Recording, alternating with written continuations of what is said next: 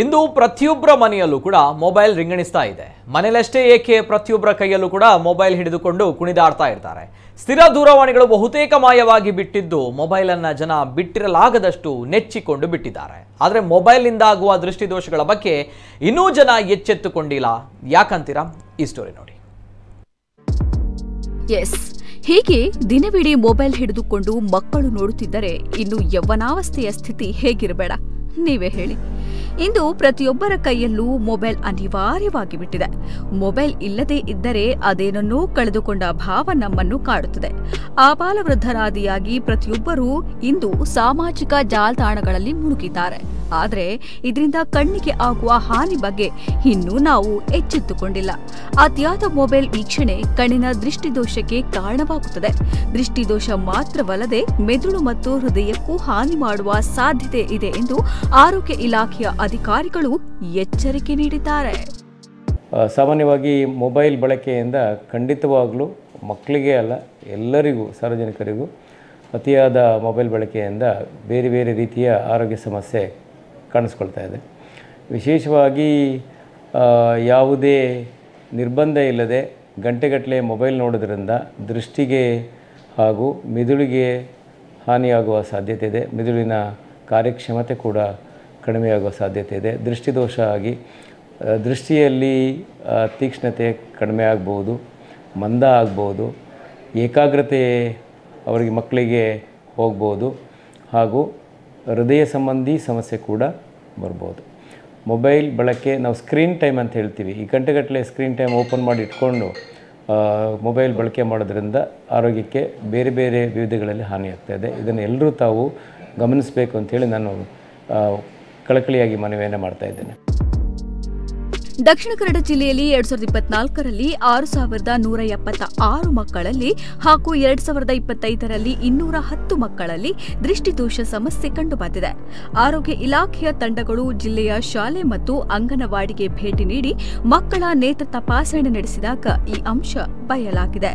ರಾಷ್ಟ್ರೀಯ ಬಾಲ ಸ್ವಾಸ್ಥ್ಯ ಯೋಜನೆಯಡಿ ದಕ್ಷಿಣ ಕನ್ನಡ ಜಿಲ್ಲೆಯಲ್ಲಿ 16 ಶಾಲಾ ಆರೋಗ್ಯ ತಂಡಗಳನ್ನು ರಚಿಸಲಾಗಿದ್ದು, ಈ ತಂಡಗಳು ನಿಯಮಿತವಾಗಿ ಪ್ರತಿ ಶಾಲೆ ಮತ್ತು ಅಂಗನವಾಡಿ ಭೇಟಿ ನೀಡಿ ಮಕ್ಕಳ ನೇತ್ರ ತಪಾಸಣೆ ನಡೆಸುತ್ತವೆ.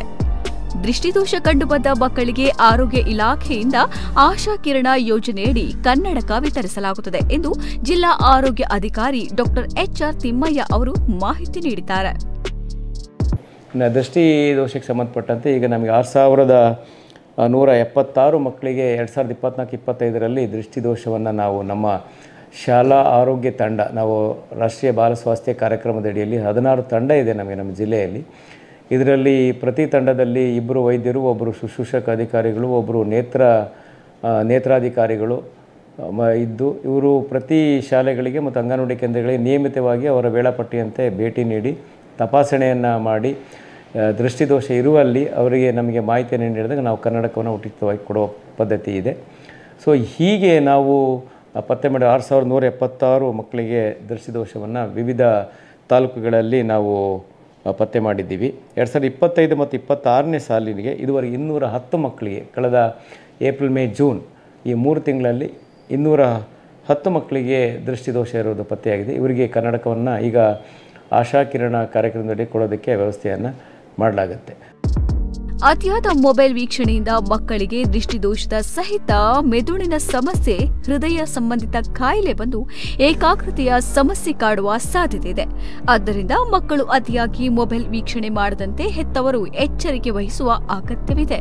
ಜತೆಗೆ ಹಸಿರು ತರಕಾರಿ, ಸೊಪ್ಪು, ಕ್ಯಾರೆಟ್, ಮೀನು ಇತ್ಯಾದಿಗಳನ್ನು ಸೇವಿಸುವುದರಿಂದ, ಸಮತೋಲಿತ ಆಹಾರ ತೆಗೆದುಕೊಳ್ಳುವುದರಿಂದ ದೃಷ್ಟಿ ಮಂದವಾಗುವುದನ್ನು ನಿಯಂತ್ರಿಸಬಹುದು ಎಂದು ಹೇಳುತ್ತಾರೆ ಆರೋಗ್ಯಾಧಿಕಾರಿಗಳು.